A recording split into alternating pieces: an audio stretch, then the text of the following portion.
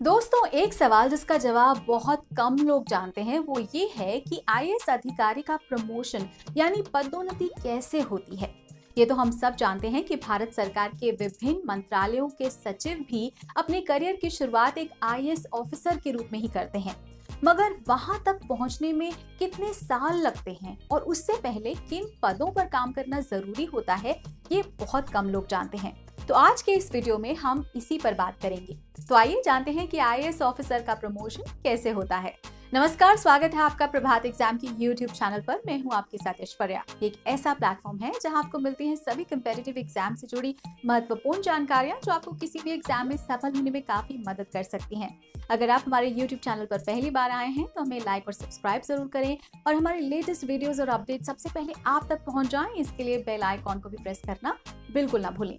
तो आइए शुरुआत करते हैं आज के वीडियो की, जो है कि एक आईएएस ऑफिसर का प्रमोशन कैसे होता है। तो दोस्तों, एक आईएएस ऑफिसर बनने के 3 रास्ते होते हैं। पहला, यूपीएससी द्वारा ली जाने वाली सिविल सर्विसेज की परीक्षा को पास कर, और दूसरा स्टेट सिविल सर्विस से प्रमोशन पाकर, और तीसरा है लैटरल एंट्री।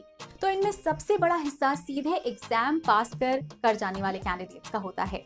एक आईएएस ऑफिसर बनने का पहला पड़ाव होता है Lal Bahadur Shastri national academy of administration, जो कि मसूरी में है। यहाँ डायरेक्ट और इनडायरेक्ट दोनों ही तरीकों से आए हुए कैंडिडेट्स की ट्रेनिंग होती है और ये मैंडेटरी यानी कि अनिवार्य होता है। ये 2 साल की ट्रेनिंग का पहला हिस्सा होता है, जहां उन्हें अगले 10 वर्षों में मिलने वाली जिम्मेदारियों के बारे में पढ़ाया और समझाया जाता है। और ट्रेनिंग खत्म होने के बाद इन ऑफिसर्स को राज्यों का कार्डर दे दिया जाता है, जहां वो अगले 2 साल प्रोबेशन में गुजारते हैं।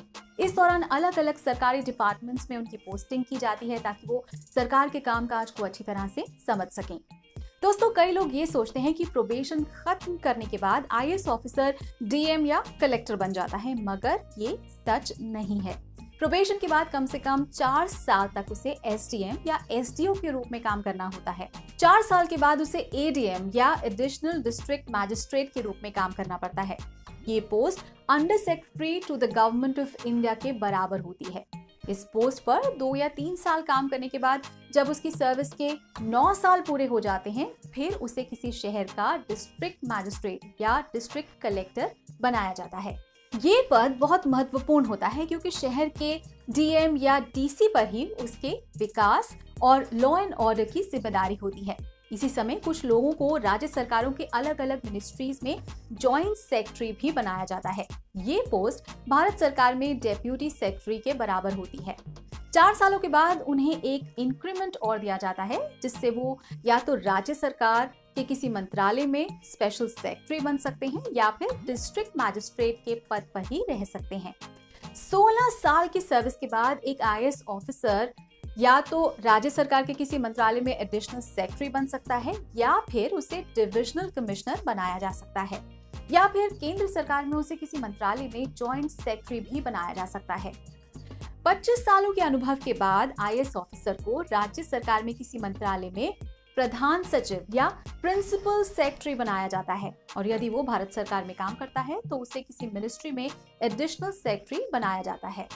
दोस्तों, अक्सर इस लेवल तक आते आते एक आईएएस ऑफिसर की नौकरी का समय खत्म होने लगता है और इसके ऊपर बहुत कम लोग ही पहुंच पाते हैं।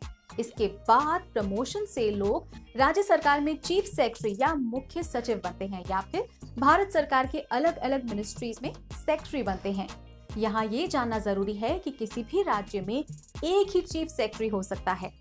दोस्तों, यहाँ तक पहुँचने के लिए कम से कम 30 साल का एक्सपीरियंस होना जरूरी है। इसके बाद जिसका प्रमोशन होता है वो भारत सरकार का कैबिनेट सचिव यानी कि कैबिनेट सेक्रेटरी बनता है। ये पद बेहद महत्वपूर्ण होता है क्योंकि पूरे भारत में एक ही कैबिनेट सचिव होता है। ये वो सर्वोच्च पद है जहां तक एक आईएएस ऑफिसर पहुंच सकता है। इसके लिए 37 से अधिक वर्षों का वर्किंग एक्सपीरियंस होना चाहिए। कैबिनेट सचिव, civil services board, cabinet secretariat, Bharat प्रशासनिक सेवा यानी इंडियन एडमिनिस्ट्रेटिव सर्विसेज के चेयरमैन और भारत सरकार के नियमों के तहत सभी सिविल सेवाओं के प्रमुख हैं। दोस्तों, ये बताना भी जरूरी है कि अपने पूरे करियर के दौरान आईएएस ऑफिसर लगातार मैंडेटरी यानी कि अनिवार्य ट्रेनिंग से भी गुजरते हैं और उन्हें कई एग्जाम भी पास करने होते हैं। तो दोस्तों, अगर आपको हमारा ये वीडियो पसंद आया हो तो इसे अपने दोस्तों के साथ भी ज़रूर शेयर करें, और अगर आपके पास हमारे लिए कोई सवाल है तो उसे कमेंट्स में लिखकर ज़रूर हमें बताएं। तो जल्दी आपसे फिर मुलाकात होगी एक नए टॉपिक पर, एक नए वीडियो के साथ। देखते रहिए प्रभात एग्जाम। नमस्कार।